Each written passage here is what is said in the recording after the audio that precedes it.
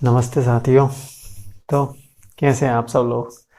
मैं रवि फिर स्वागत करता हूं आपके अपने यूट्यूब चैनल सागर कोचिंग क्लासेस गुना में। तो आज अपनी जो वीडियो है वो है भारतीय संविधान की प्रस्तावना या उद्देशिका। क्या भारतीय संविधान की प्रस्तावना या उद्देशिका, ठीक है। भारतीय संविधान की प्रस्तावना या उद्देशिका पे अपने 2 से 3 वीडियोस रहेंगे, ठीक है ना। काफ़ी व्यापक है ये समझने के लिए आज से, ठीक है ना। बेसिकली अपन कोशिश करेंगे कि 2 वीडियो में मैं इसको ख़त्म कर दूँ।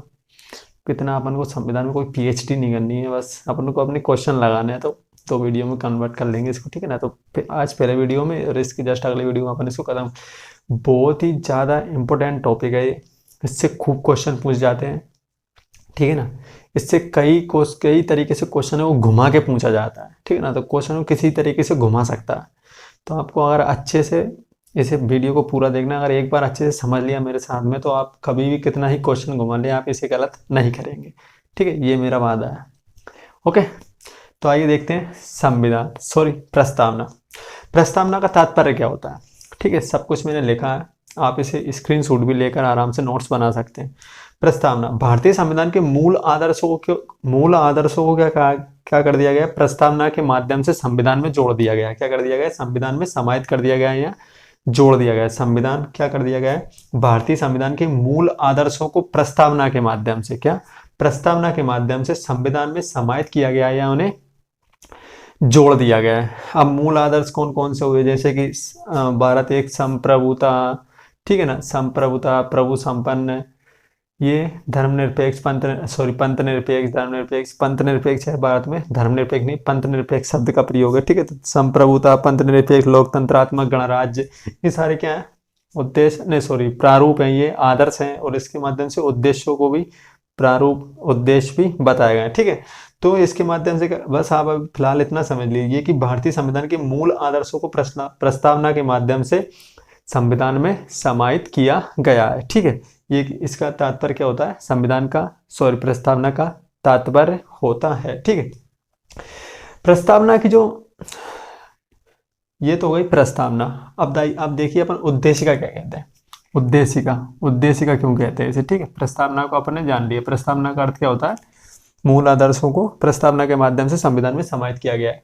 उद्देशिका को संविधान सभा के सामने पंडित जवाहरलाल नेहरू ने 13 दिसंबर 1946 को क्या किया गया था, 13 दिसंबर 1946 को संविधान सभा के सामने पेश किया था पंडित जवाहरलाल नेहरू ने। उन्होंने इस उद्देशिका के माध्यम से बताया था कि आगे हमारा संविधान कैसा बनेगा, मतलब कैसा रहेगा, किस तरीके से अपन को संविधान, किस तरह का संविधान अपन को बनाना है, किस तरीके से संविधान अपन को बनाना है, ये उद्देशिका में बताया गया था। और यह उद्देशिका पारित कब हुई थी संविधान सभा से, तो 22 जनवरी 1947 को क्या कर दी गई थी, ये संविधान सभा से पारित कर दी गई थी। और यही आगे चलकर क्या हुई, भारत की प्रस्तावना कहलाई। क्या हुई, आगे चलकर भारत की प्रस्तावना कहलाई। क्या कहलाई, भारत की प्रस्तावना कहलाई, ठीक है।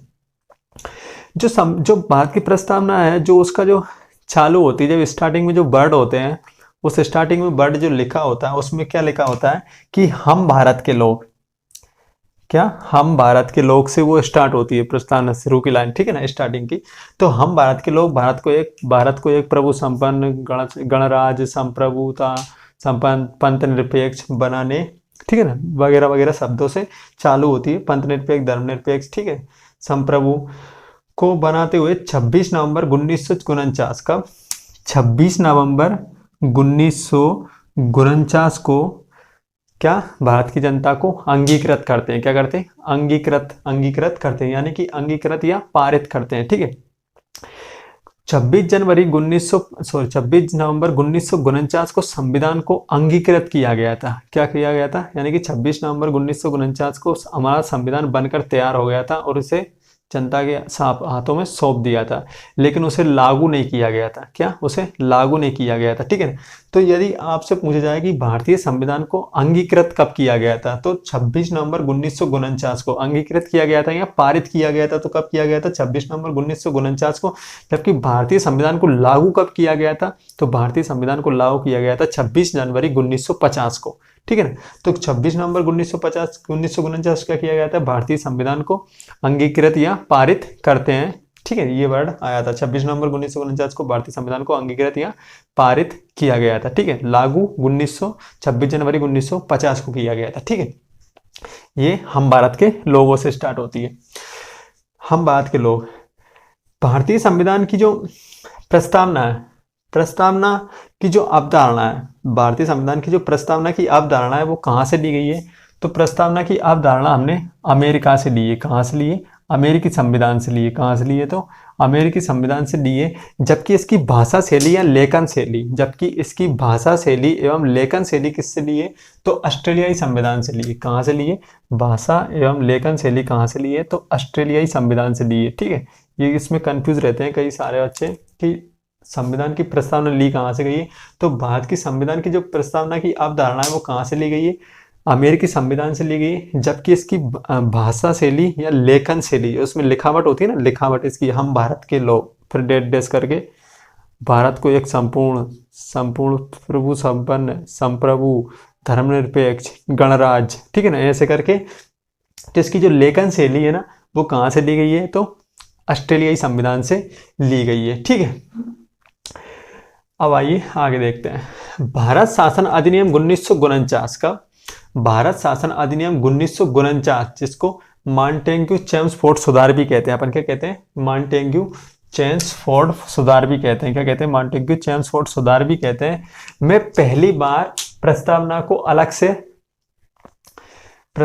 अलग से रखा गया था। यानी कि इस जो चेम्सफोर्ड सुधार आया था, भारत शासन अधिनियम 1919 का जो चेम्सफोर्ड सुधार आया था, उसमें पहली बार प्रस्तावना का अलग से प्रावधान रखा गया। यानी कि प्रस्तावना को अलग से ही रख दिया गया है। ठीक है, तो अलग से प्रावधान रखा गया था। किस में रखा गया था? तो भारत शासन अधिनियम 1919 मॉन्टेग्यू चेम्सफोर्ड सुधार में पहली बार प्रस्तावना का अलग से प्रावधान रखा गया था। ठीक है, तो आपसे पूछा जाए कि प्रस्तावना का अलग से सबसे पहली बार प्रावधान कब रखा गया था?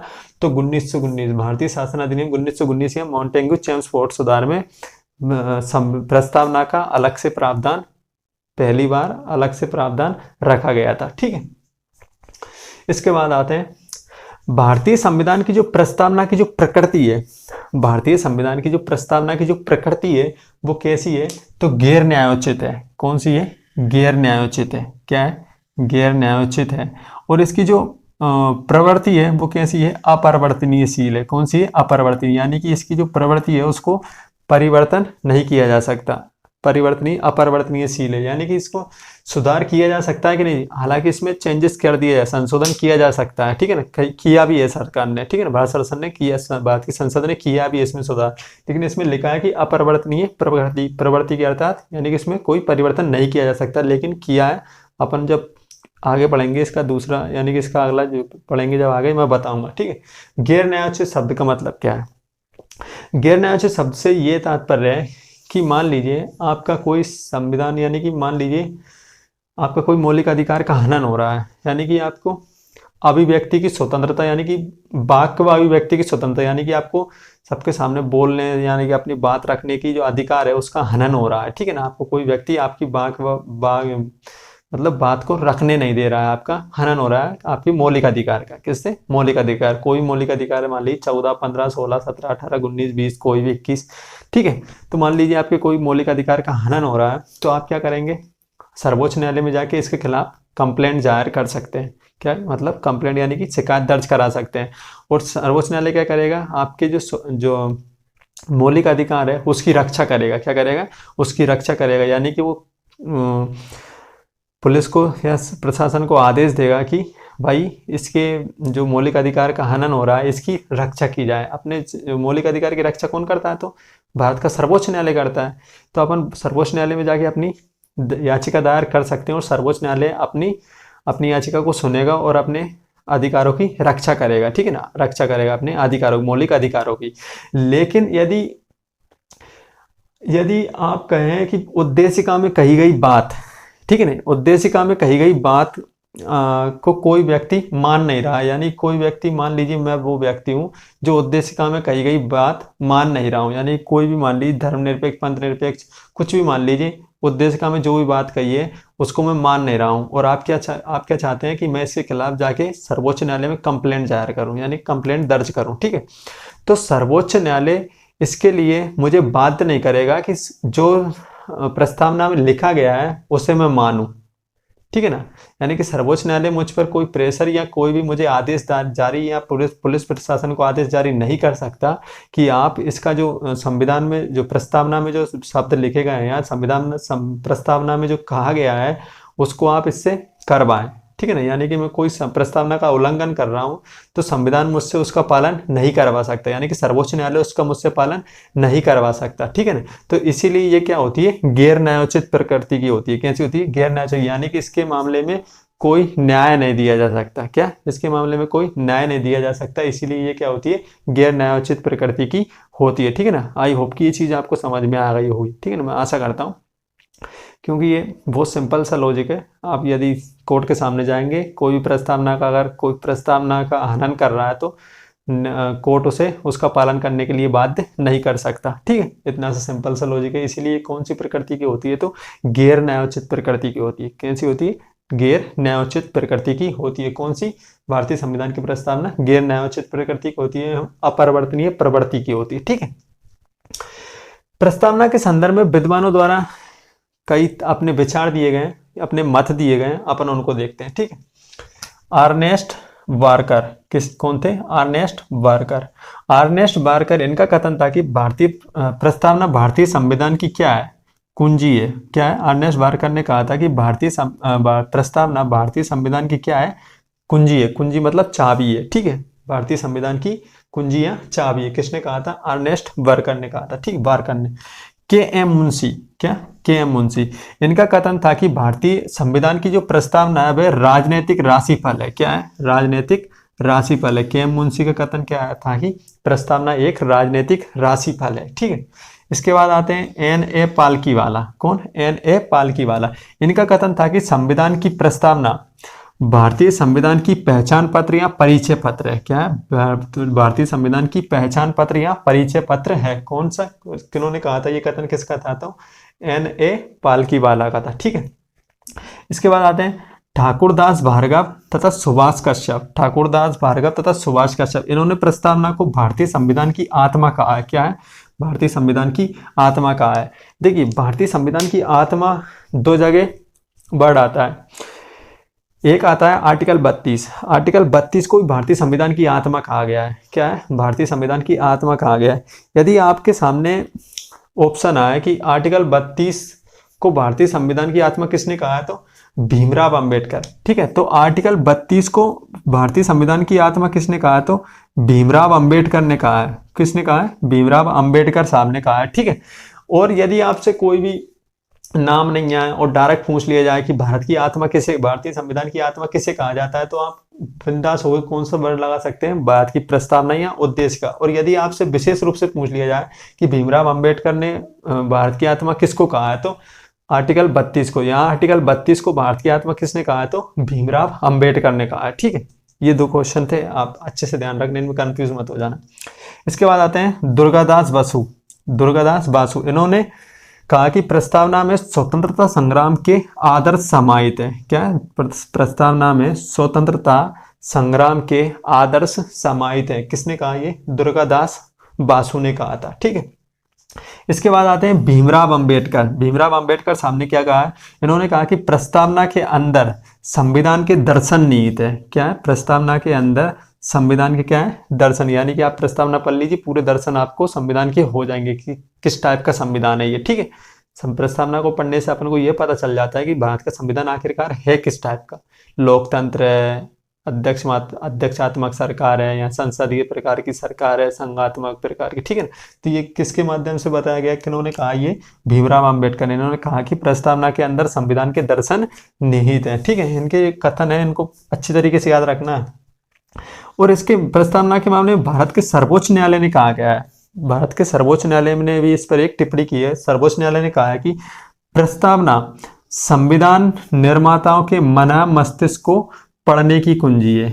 क्या है, भारत के सर्वोच्च न्यायालय ने कहा है कि प्रस्तावना, भारतीय संविधान की जो प्रस्तावना है वह संविधान निर्माता, यानी जो संविधान सभा जो संविधान का निर्माण कर रही थी, उनके मना मस्तिष्क को पढ़ने की कुंजी, यानी कि उनके जब ये संविधान का निर्माण कर रही थी संविधान सभा के लोग, तो ना उनके मना मस्तिष्क में क्या चल रहा था, ठीक है। तो उसकी पढ़ने की कुंजी है कौन, प्रस्तावना, ठीक है। ये वाक्य किसका है, ये कथन किसका है, तो भारतीय सर्वोच्च न्यायालय का है, ठीक है। अल्लादी कृष्णा स्वामी अय्यर इन्होंने कहा कि प्रस्तावना हमारे दीर्घकालीन सपनों का विचार है। अल्लादी कृष्णा स्वामी अय्यर ने कहा है कि प्रस्तावना हमारे दीर्घकालीन सपनों का विचार है, ठीक है। तो ये कथन याद रखिए, इन कथनों से डायरेक्टली क्वेश्चन पूछे जाते हैं कि फला कथन किसका है, ठीक है। जैसे कि मान लीजिए कि भारतीय संविधान की प्रस्तावना को पहचान पत्र या परिचय पत्र किसने कहा, तो एन पालकीवाला ने। किसने कहा, तो NA पालकीवाला ने कहा है, ठीक है। भारतीय संविधान की प्रस्तावना या उद्देशिका को जवाहरलाल नेहरू ने कब प्रस्तावित किया, संविधान सभा के सामने रखा था, तो 13 दिसंबर 1946 को रखा था तथा 22 जनवरी 1947 को ये पारित हुई थी। भारत शासन अधिनियम 1919 या मांटेगू चेम्सफोर्ड सुधार में पहली बार प्रस्तावना का अलग से प्रावधान रखा गया था, ठीक है। भारतीय संविधान में जो प्रस्तावना की अवधारणा है वो किससे ली गई है, तो अमेरिकी संविधान से ली गई तथा इसकी लेखन शैली तथा भाषा शैली किससे ली गई, तो ऑस्ट्रेलियाई संविधान से ली गई है, ठीक है। भारतीय संविधान की प्रस्तावना की प्रकृति कैसी है, तो गैर न्यायोचित है तथा प्रवृत्ति कैसी है, तो अपरिवर्तनीय प्रवृत्ति की है, ठीक है। जो भारतीय संविधान प्रस्तावना है उसके जो पहली जो लाइन है उसमें क्या लिखा है, तो हम भारत के लोग। कहाँ से स्टार्ट होती है प्रस्तावना, तो हम भारत के लोग एक भारत को एक संप्रभु गणराज्य संप्रभुता संपन्न, ठीक है, पंथ निरपेक्ष धर्मनिरपेक्ष, ठीक है, जो भी है हम भारत के लोग, ये सब बनाने के, ये शब्द बोलने के बाद में 26 नवंबर 1949 को अंगीकृत भारतीय संविधान को अंगीकृत या पारित करते हैं, ठीक है। तो भारत का संविधान अंगीकृत कब किया गया था, तो 26 नवंबर 1949 को किया गया था, और जबकि लागू कब किया गया था, तो 26 जनवरी 1950 को किया गया था। प्रस्तावना का तात्पर्य क्या होता है, तो भारतीय संविधान के मूल आदर्शों को प्रस्तावना के माध्यम से संविधान में निहित या समाहित या जोड़ा गया है, ठीक है। तो ये थी आज की क्लास, ठीक है। तो आई होप कि ये चीज़ आपको पसंद आई होगी। मैं आशा करता हूँ कि प्रस्तावना को इसके अगले वीडियो में पढ़ने के बाद में यदि आपने इस वीडियो को अच्छे से देख लिया तो दावा है कि इसके बाद आपको पढ़ने की ज़रूरत नहीं रहेगी, ठीक है ना। अगला वीडियो इसी के ऊपर, मिलते हैं अगले वीडियो में, ठीक है। तो वीडियो पूरा देखिए और ज़्यादा से ज़्यादा दोस्तों के साथ शेयर कीजिए। चैनल को जिसने सब्सक्राइब नहीं किया है सब्सक्राइब कीजिए, लाइक कीजिए, कमेंट कीजिए अगर कुछ भी समझ में नहीं आया हो तो। और अपना ख्याल रखिए और अच्छे से पढ़ाई कीजिए। जय हिंद, जय भारत, जय माता दी।